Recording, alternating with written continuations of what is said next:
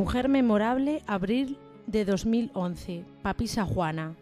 La leyenda de la Papisa Juana cuenta la historia de una mujer que ejerció el papado católico ocultando su identidad sexual.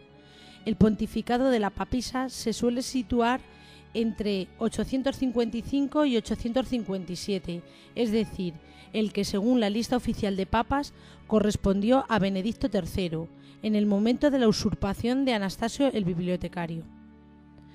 Otras versiones afirman que el propio Benedicto III fue la mujer disfrazada y otras dicen que en el periodo fue entre el 872 y el 882, es decir, el del Papa Juan VIII.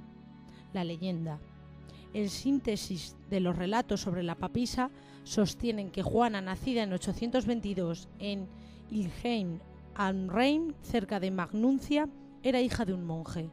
Según algunos cronistas tardíos, su padre, Gerbert, formaba parte de los predicadores llegados del país de los anglos para difundir el evangelio entre los sajones. La pequeña Juana creció inmersa en este ambiente de religiosidad y erudición y tuvo la oportunidad de poder estudiar, lo cual estaba vedado a las mujeres de la época, puesto que solo la carrera eclesiástica permitía continuar unos estudios sólidos. Juana entró en la religión como copista bajo el nombre masculino de Johannes Anglicus, Juan el Inglés. Según Martín el Polaco, la suplantación del sexo se debió al deseo de la muchacha de seguir a un amante estudiante. En su nueva situación, Juana pudo viajar con frecuencia de monasterio en monasterio y relacionarse con grandes personajes de la época. En primer lugar, visitó Constantinopla, en donde conoció a la anciana emperatriz Teodora. Pasó también por Atenas para obtener algunas precisiones sobre la medicina del rabino Isaac israelí. De regreso en Germania, se trasladó al Regium Francorum, reino de los francos, la corte del rey Carlos el Calvo. Juana se trasladó a Roma en 848 y allí obtuvo un puesto de docente, siempre disimulando hábilmente su identidad.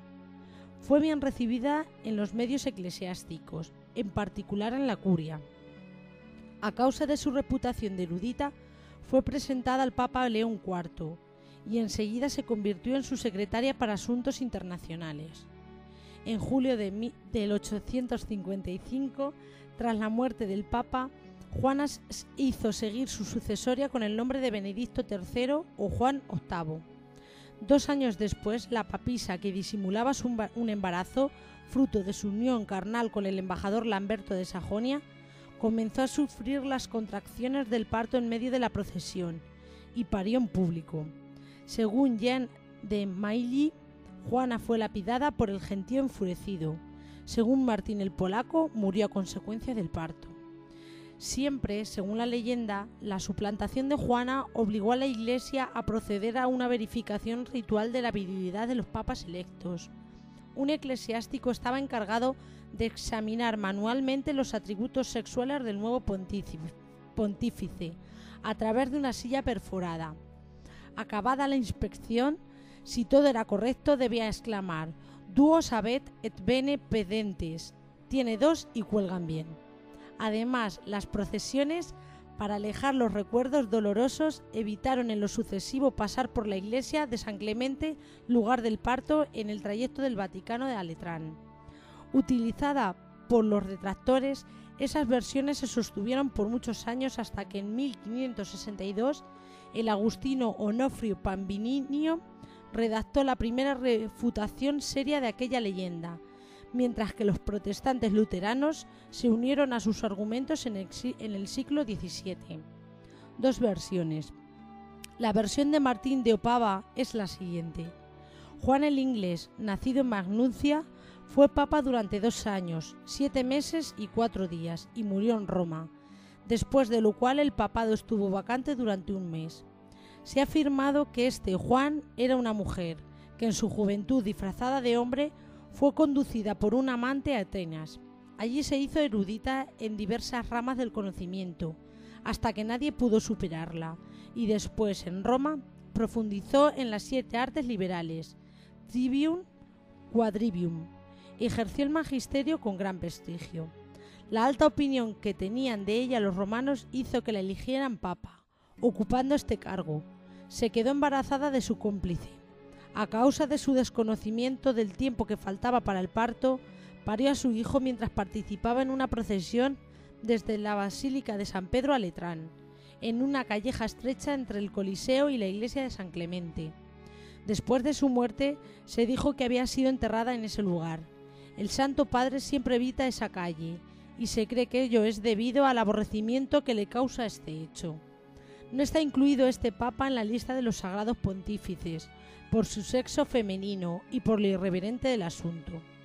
Martín de Opava, Choricum Pontificum et Imperatum.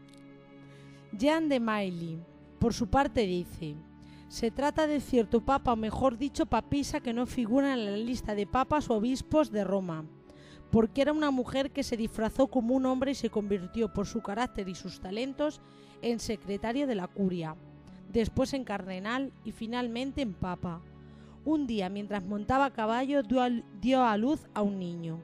Inmediatamente, por la justicia de Roma, fue encadenada por el pie a la cola de un caballo, arrastrada y lapidada por el pueblo durante media legua. En donde murió fue enterrada, y en lugar se escribió: Petre pater patrum, papise prodito partum. Pedro, padre de padres, propició el parto de la papisa. También se estableció un ayuno de 4 días llamado ayuno de la papisa.